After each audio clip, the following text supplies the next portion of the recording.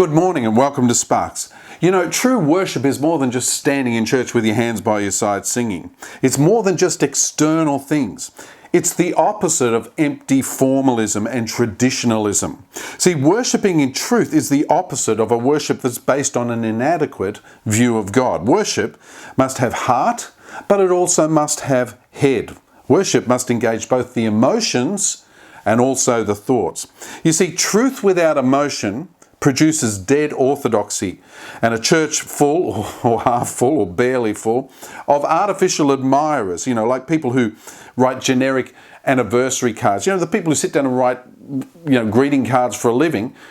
There's no emotion there. They try and make it like there is, but there is no emotion because they're writing these things like crazy. On the other hand, emotion without truth produces an empty frenzy that cultivates shallow people who refuse the discipline and rigorous thought of the Christian life.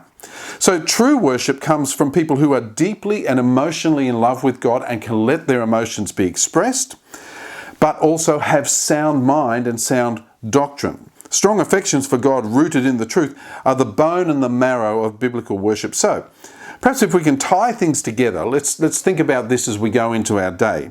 The fuel of worship is the truth of God.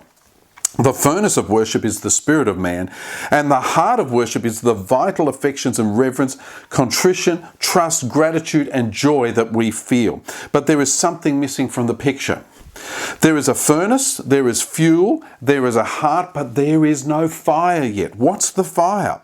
What is it that comes in and produces the ignition that sets you alight? What is it that ignites your life? And the answer is the Holy Spirit. Now we can complete the picture. We have the fuel of worship, we have the true vision of the greatness of God, and the fire that makes it burn white hot in our passion for the Lord, in a quickening of the Holy Spirit in our hearts. So today, as you go forth, we want you to worship. Worship the Lord every moment that you can, but do it in spirit and in truth. You've got this balance between the emotions of the heart and also the head. And remember that the thing that ignites it is the Holy Spirit. You need to say, Holy Spirit, have your way in me today and let my life be a worship to you. God bless you. We'll see you tomorrow on Sparks.